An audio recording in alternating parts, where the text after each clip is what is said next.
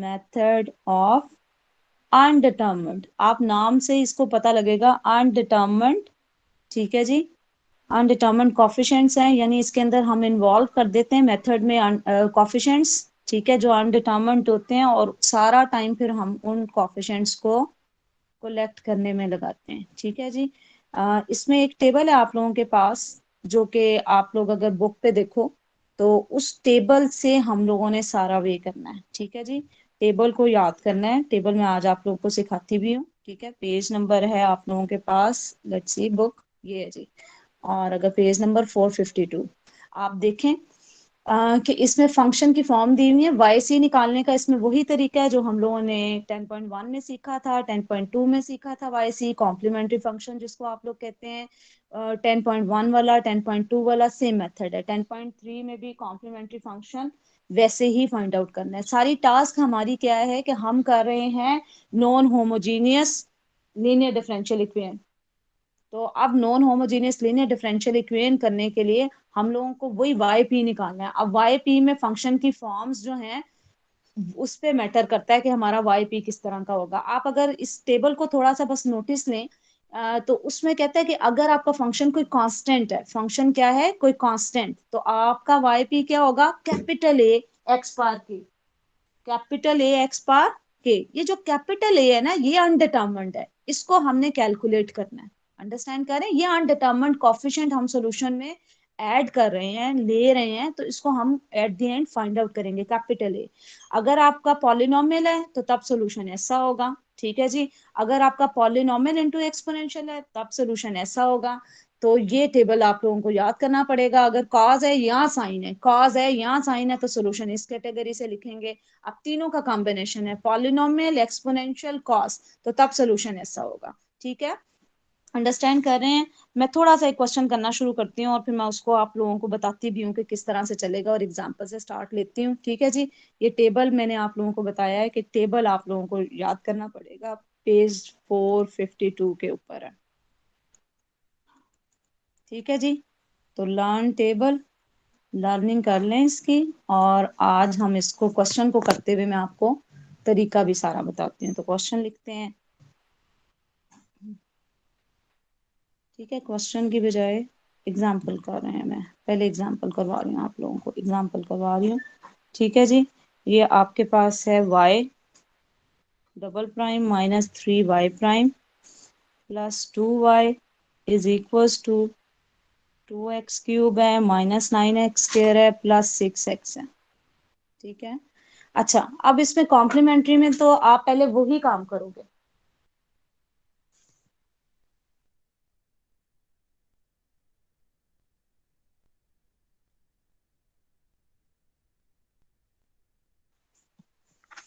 तो आप लोगों ने क्या करना है, वाई सी तो आप वैसे ही निकालोगे, ठीक है जी। वाई सी के लिए वही पैटर्न है।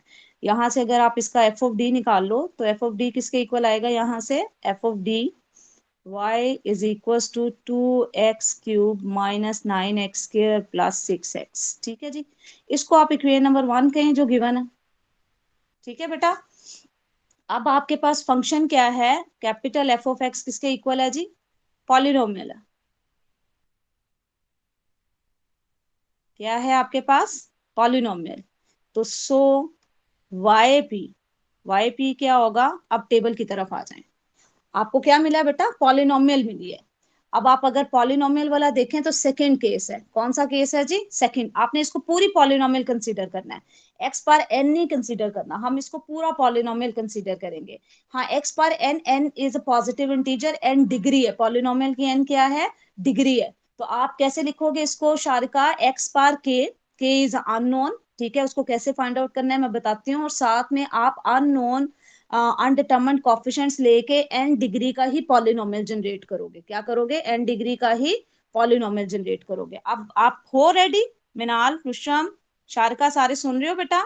Yes ma'am. यस अच्छा, मैम। क्या कीजिए, ये एक्स की पावर के तो मैंने एज इट इज ही चूज करना है, लेकिन मेरी यहाँ पे डिग्री क्या है पॉलिनोमियल की, पॉलिनोमियल की डिग्री क्या है बेटा, 3 है। मैं यहाँ पे पॉलिनोमियल 3 डिग्री का ही जनरेट करूंगी, लेकिन किसके साथ, अननोन कोफिशिएंट्स के साथ। तो इसमें मैं कह देती हूँ A x cube plus B X square plus C x plus D. Understand कर रहे हो? Yes yes ma'am. मैम। आप yes a ma'am. Note A1 A2 A3 लिख लो, जरूरी नहीं है वो लिखो आप काशिफ, ठीक है। हम A B G C ma'am. D, यानी मैंने जो अनडिटर्मिन्ड कोफिशिएंट्स अभी क्रिएट किए हैं वो मैंने क्या किए हैं, A B C D. Clear है ये बात?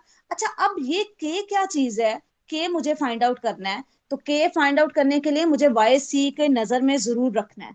तो वाई सी आप लिखें पहले यहाँ पे, चूंकि मैंने एग्जांपल उठाई है वहां पे उसने वाई सी लिखा हुआ है, मैं वाई सी यहाँ पे लिख देती हूँ।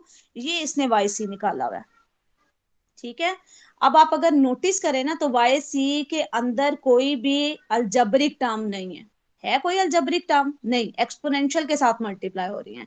और वाई पी जो मैंने लिखा है, वाई पी मैंने लिखा है एक्स की पावर के, ठीक है, एक्स की पावर के A x cube plus B x square plus C x plus D.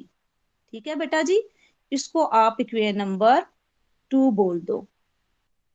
अब आप देखो जरा यहाँ पे, फोकस करो। तो यहाँ पे के वो वैल्यू होती है, एक्स की पावर के वो वैल्यू होती है जिसमें आप के को रखने से, यानी के क्या होगा, के स्टार्ट लेगा, 0 हो सकता है, के 1 हो सकता है, 2 हो सकता है, 3 हो सकता है, यानी कोई पॉजिटिव इंटीजर होगा। लेकिन ऐसा पॉजिटिव इंटीजर होगा कि नो टर्म, ठीक है, no term of y c should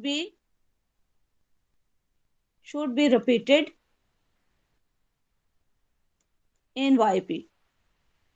ऐसी वैल्यू यहां से आपने के की चूज करनी है कि मेरे पास कोई भी टर्म वाई सी वाली वाई पी के अंदर रिपीट ना हो, ना आ रही हो। ठीक है, समझ रहे हैं आप? क्योंकि इधर C1 है इधर ए है तो कोई मसला नहीं, वो कांस्टेंट ही है ना, लेकिन रिपीट नहीं होनी चाहिए टर्म को, क्या होना चाहिए, रिपीट नहीं होना चाहिए। तो यहाँ पे आप देखें तो वाई सी के अंदर कौन सी टर्म्स हैं, एक्सपोनेंशियल्स की प्रोडक्ट है। वाई पी के अंदर कहीं एक्सपोनेंशियल नहीं आ रहा, इसका मतलब है के को मैं क्या चूज करूंगी, 0। के को मैं क्या चूज करूंगी, 0 चूज करूंगी। तो पुट के इक्वल टू 0 इन टू, तो वहां से मेरे पास वाई पी जो निकलेगा, that will become a x cube plus B x square plus C x plus d. Clear है जी? ये है आपका थर्ड पॉइंट। ठीक है जी, के की कौन सी वैल्यूज लेनी है, 0 1 2 3, कौन सी, कोई एक होगी, 0 होगी, 1 होगी या 2 होगी या 3 होगी, लेकिन कौन सी वैल्यूज लेनी है, ऐसी वैल्यू लेनी है कि मेरे पास वाई सी और वाई पी के अंदर टर्म्स रिपीट ना हो, टर्म्स रिपीट ना हो। ठीक है, इसको मैं फिर एक बार दोबारा कोई और एग्जांपल आती तो मैं समझाने की कोशिश करूंगी। ठीक है जी, अब इसको इस तरह से सीखें। तो ये है, अब मसला रह गया कि 4 अननोन है, कितने अननोन है बेटा, 4 अननोन है, इनको हमने कैसे फाइंड आउट करना है। Y p is the solution, ठीक है, ये क्या है, हमारा सोल्यूशन है। सोल्यूशन का मतलब क्या होता है, सोल्यूशन का क्या मतलब होता है कि सोल्यूशन ऑफ वन है ना, गिवन इक्वेशन का, गिवन इक्वेशन का सोल्यूशन है, इसका मतलब है ये उसको क्या करेगा जी, सेटिस्फाइड करेगा, उस given yes yes ma'am. Equation को मैम। क्या करेगा, सेटिस्फाइड करेगा। सेटिस्फाइड। अब आप वन को नोटिस ले रहे हो, ठीक है, सेटिस्फाइड करेगा, यानी मैं यहाँ पे क्या स्टेटमेंट दूंगी, s y p is the solution of one, so it must satisfied it। satisfied it का मतलब क्या है कि मेरे पास जहां पे y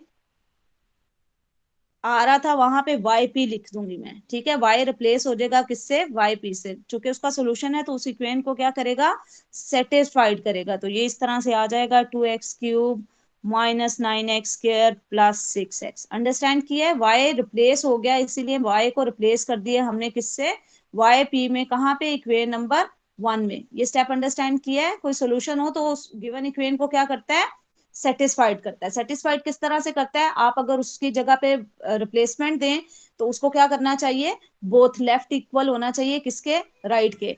अब एज आपके पास वाई पी जो है वो इक्वल है किसके, A x cube plus B x square plus C x plus D. तो यहां से आप क्या करोगे, इसके डेरिवेटिव निकालोगे, क्योंकि कितने डेरिवेटिव्स आपको इस इक्वेशन में नजर आ रहे हैं, इस इक्वेशन में स्टेरिक में कितने डेरिवेटिव बेटा नजर आ रहे हैं, सेकंड डेरिवेटिव तक है। तो 2 टाइम डिफरेंशिएट करेंगे, फर्स्ट टाइम डिफरेंशिएट करें इसको, तो फर्स्ट टाइम डिफरेंशिएट करके क्या मिलेगा आपको, 3a x² plus 2b x+c। ठीक है बेटा।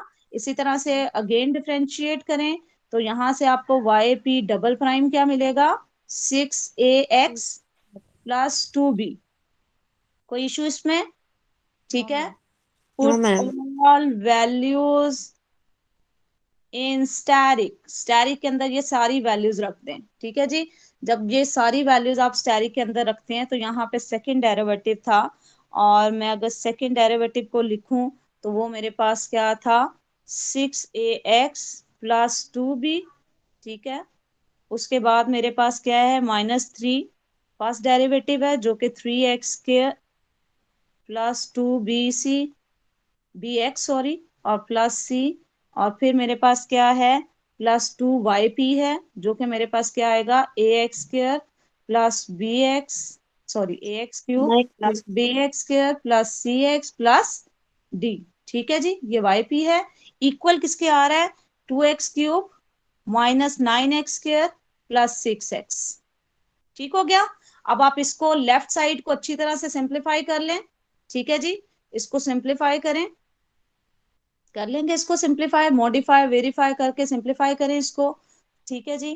तो सिंपल में लिख लें इसको, सिंप्लीफाई करके क्या बनता है आपको, क्या मिलता है आपको।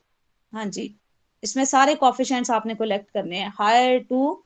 तो सबसे पहले आपने डिसेंडिंग में ढूंढना है, तो डिसेंडिंग में आपको x³ मिल रहा है यहाँ पे। ठीक यस है। मैम। क्या मिल रहा है, two two a in x³। Clear है। उसके बाद आप यस मैम। कलेक्ट करें जी x² के, तो एक x² का कॉफिशिएंट ये है, एक x² का कॉफिशिएंट ये है। ठीक है बेटा। तो क्या आ रहा है, x² के कॉफिशिएंट के अंदर क्या आ रहा है बेटा जी, बोले प्लीज। एक आ रहा है नाइन। +2b -9a। ठीक है, मैंने ये अंडरलाइन किए हैं। तीसरा जी मैम। किसका होगा, x का होगा। x के कॉफिशिएंट्स कलेक्ट करें तो 6, ये जिसके नीचे मैं क्रॉस लगा रही हूँ। ठीक है। तो क्या आएगा जी, 6a, एग्री कर रहे हैं इस चीज से, yes ma'am. -6b +2c। Ma'am -9 भी नहीं आएगा, और 6 भी, सॉरी -6 भी। तो -6b लिखा है ठीक है मैंने। ठीक। ठीक है। अब ये किसका, x³ का बेटा, फिर x² का, फिर x का। नाउ क्या करोगे, कॉन्स्टेंट्स लिखोगे। ठीक है। कॉन्स्टेंट्स में टिक करती हूँ, एक कांस्टेंट ये है, एक कांस्टेंट ये आएगा, और the third constant in D form आएगा। तो लिखें जरा, उसको लिखवाएं, क्या आएगा, 2b। ठीक है। फिर -3c। ठीक है बेटा, +2d इक्वल आ जाएगा किसके, 2x³ -9x² प्लस 6x। अब आपने बोथ साइड का कंपैरिजन कर लेना कॉफिशिएंट का, बाय कंपेयरिंग कॉफिशिएंट्स। ठीक है। कॉफिशिएंट्स को आप लोगों ने क्या करना है, कंपैरिजन कर लेना है बोथ साइड का। तो यहां से देखें शारका, क्या मिलेगा, 2a मिलेगा किसके इक्वल, 2 के। Yes ma'am. फिर 2b -9a किसके इक्वल आएगा, शाजरा, किसके इक्वल आएगा, -9। -9 के। फिर 6a -6b +2c किसके इक्वल आएगा, 6 के। ठीक है। और द फोर्थ वन, चार आपके अननोन थे, कितने अनडिटरमाइंड कॉफिशिएंट्स थे, 4 मैंने क्रिएट किए थे सॉल्यूशन में। तो कितनी इक्वेशंस बननी चाहिए, 4। ठीक हो गया जी। अब ये है अनडिटरमाइंड कॉफिशिएंट्स की इक्वेशंस जिनको आप सॉल्व करेंगे। तो ए की वैल्यू क्या आ गई बेटा जी, 1। 1। इधर 1 रखें तो क्या बनेगा, 9 9 से कैंसिल हो जाएगा, तो बी क्या आ जाएगा, 0। 0। सारे सुन रहे हैं। अब इधर रखो, ए को 1 रखो, ए को 1 रखोगी तो 6 6 बोथ साइड से कैंसिल, बी को 0, तो सी भी क्या आएगा, 0। सी भी क्या आएगा, बोलो, 0। 0। बी भी 0, सी भी 0, तो आखिरी इक्वेशन से डी काशिफ क्या आएगा, वो भी 0। हम वो 0 भी 0 हो जाएगा। क्लियर है, आपको यस पता मैम। लगे अनडिटरमाइंड कोएफिशिएंट्स जो मैंने सोल्यूशन में टेबल से जनरेट किए थे उनको मैंने खुद ही हैंडल करना है। यहाँ पे वर्किंग उस तरह से नहीं है कि हम वो काम कर रहे हैं, वो वे हमने सीख लिया वाईपी निकालने का। अब ये है अनडिटरमाइंड कोएफिशिएंट्स को यूज करते हुए। तो मेरा वाईपी क्या बन जाएगा, मेरा वाईपी बन जाएगा, चूंकि सिर्फ ए आया ना और वो भी क्या आया 1, तो क्या बनेगा एक्स क्यूब।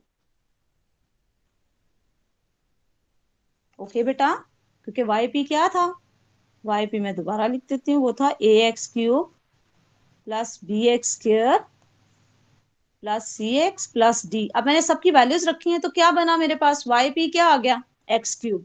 क्लियर है? Yes ma'am. अब आप दूसरा जो तरीका आप लोगों ने पहले एक्सरसाइज में सीखा है ना, उससे भी करेंगे तो आपका डेफिनेटली यही आंसर आएगा सेम। तो at the end journal solution लिख देंगे आप। ठीक है, थोड़ा सा काम मैं करूंगी आप लोगों के लिए, एक और एग्जाम्पल भी करूंगी और उसमें आप लोगों को बताऊंगी थोड़ा सा कि कैसे मैं कह रही हूँ कि क्या सिलेक्ट होगा। तो एक और एग्जाम्पल है यहाँ पे, थोड़ा सा उसमें एक्टिव हो जाएं। मेरा ख्याल है, उम्मीद है मुझे कि समझ आ गया आप लोगों को, समझ आ गया आप लोगों को? यस ठीक है, मैम, आ गया। ये देखें एक्स स्क्र ई एक्स है। ठीक है, एक्स स्क्र और ई एक्स है मेरा। पहले मुझे वाई सी निकालना है, इसका वाई सी आप निकाल लेंगे। ठीक है, मैं लिख देती हूँ वाई सी, इसका वाई सी ये आता है। ठीक है, ये वाई सी है। अगर वाई पी में फ्रॉम टेबल देखूं तो आप देख रहे हो बेटा क्या है, ये पॉलिनोमियल और एक्सपोनेंशियल का कॉम्बिनेशन है। Let's come to the table. Polynomial and exponential कौन सी टेबल में से चीज लगेगी, द थर्ड वन।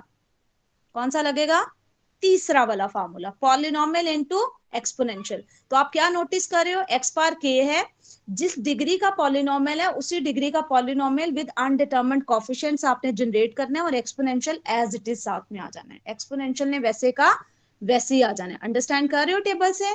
तो वाई पी कैसे लिखूंगी मैं, ठीक है, because my f of x is equal to what I will write x square e x. ठीक है जी, इसको आप वैसे वन कह दो, एक्स स्क्वायर ई एक्स। तो एक्स पार के तो सब में आना है, एक्स पार के लिख दिया मैंने। उसके बाद डिग्री कितनी पॉलिनोमियल की बेटा, 2। मैम काशिफ 2 डिग्री है तो मैं यहाँ पे 2 डिग्री का पॉलिनोमियल जनरेट करूंगी। तो A X square plus B X plus C, right Kashif?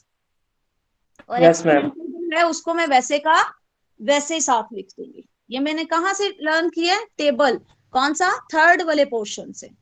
X बार के लिखा, साथ में पॉलिनोमियल उसी डिग्री का बना दिया विद अनडिटरमिन्ड कोएफिशिएंट, और एक्सपोनेंशियल एज इट इज आ गया। ठीक है, अब आप यहाँ पे थोड़े से सारे एक्टिव हो जाए बेटा, जैनब, शारिका, रुशम, मिनाल, सारे थोड़े से एक्टिव हो जाएं। अब आपने चूज करना है के को अगर मैं जीरो रखती हूँ, अगर मैं के को जीरो रखती हूँ, इफ के को जीरो रखती हूँ, ठीक है, के अगर इस सोल्यूशन में सिर्फ समझाने के लिए मैं कर रही हूँ, के को जीरो रखती हूँ, तो मेरे पास सोल्यूशन क्या बनेगा, ए एक्स स्क्र, ठीक है, ई एक्स प्लस बी एक्स ई एक्स, ठीक है, प्लस सी ई एक्स। नोटिस कर रहे हो, अगर मेरे पास के टू जीरो हो जाता है तो बेटा यस करें। Yes ma'am. समझ आई? अब आप ये टर्म नोटिस कर रहे हो जी मैम। और ये टर्म यहाँ पे नोटिस कर रहे हो। Yes ma'am. ये सी और सी वन को नहीं आप कोई भी कैटेगरी में लाएं कि ये सी है वो सी वन है, भाई कांस्टेंट इनटू कांस्टेंट है। एक्सपोनेंशियल। ठीक है, तो मेरी टर्म क्या हो रही है, जो मैंने सर्कल की है, ये क्या है, रिपीट। रिपीटेड है।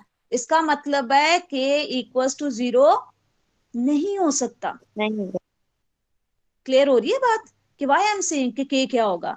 ठीक है, फिर इसका अब आप के को अगर वन लें तो के को वन ले लो, तो वन लेती हूं मैं, तो के को वन लेके आपके पास क्या बनेगा, ए एक्स स्क्र, एक्स क्यूब हो जाएगा, बल्कि यस मैम, क्यूब हो जाएगा। क्यूब हो जाएगा, साथ में ई एक्स आ जाएगा। फिर आपके पास सेकंड टर्म क्या बनेगी, बी एक्स स्क्र ई एक्स आएगा। फोर्थ क्या बनेगा, सी एक्स ई एक्स। क्या इसमें कोई टर्म्स रिपीट हो रही हैं, दोबारा चेक लगाएं, नहीं हो रही, तो इसका मतलब है मेरा के किसके इक्वल होगा, 1 के। अंडरस्टैंडिंग हुई है? यस मैम जी। इसी होनी के की कोई एक वैल्यूज है ना, ये नहीं होना कि मैं 0 भी ले लूं 1 भी ले लूं 2 भी नहीं, कोई एक होगा, कोई एक यस पॉजिटिव मैम। इंटीजर होगा। कौन सा होगा, ऐसा होगा जिसमें वाई सी और वाई पी के अंदर कोई टर्म्स रिपीट नाउ आगे प्रोसीजर वही है कि ये सेटिस्फाइड करेगा वन को, इसके डेरिवेटिव्स में उसके अंदर इनपुट दें, फिर कोफिशिएंट्स का कंपैरिजन करें, ठीक है।